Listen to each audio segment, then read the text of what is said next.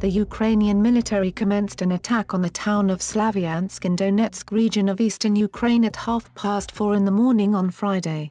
In violation of the Geneva Agreements, Kiev-controlled troops rushed over the People's Militia in the outskirts of Slavjansk. The punitive operation against civilians involves more than 15,000 troops and 200 armored vehicles. The assault also comprised a few rotary wing aircrafts and field artillery guns. Victims among both sides reported. Assault units managed to win back some militias' checkpoints at the entrance routes of Slavjansk and completely sieged the city. Kiev authorities hastened to declare the capture of the city, but in fact the attack on Slavjansk failed. Residents of the town manned the streets to block the routes for mechanized convoys. A few civilian residents got injured, with one being driven over by Ukrainian Army's APC and subsequently hospitalized with both legs severely broken. They set up barricades and got ready to resist the invasion of the town.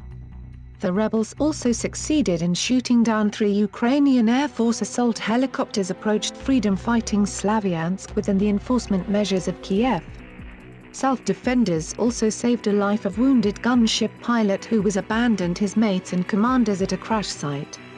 He is currently treated under the professional supervision at a local hospital.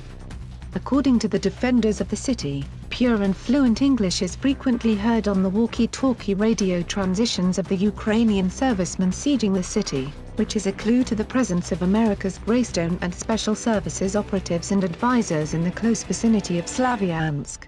It is crystal clear that the servicemen did not warn the peaceful residents of the city of the upcoming assault and did not start a humanitarian corridor for refugees.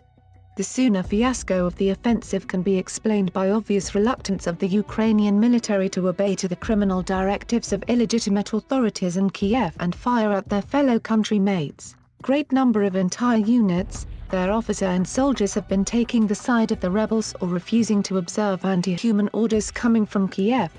The Ukrainian army and law enforcement agencies are clearly demoralized with the fact that the so-called National Guard units to assault Slavjansk have been previously recruiting only brutal Western Ukrainian nationalists.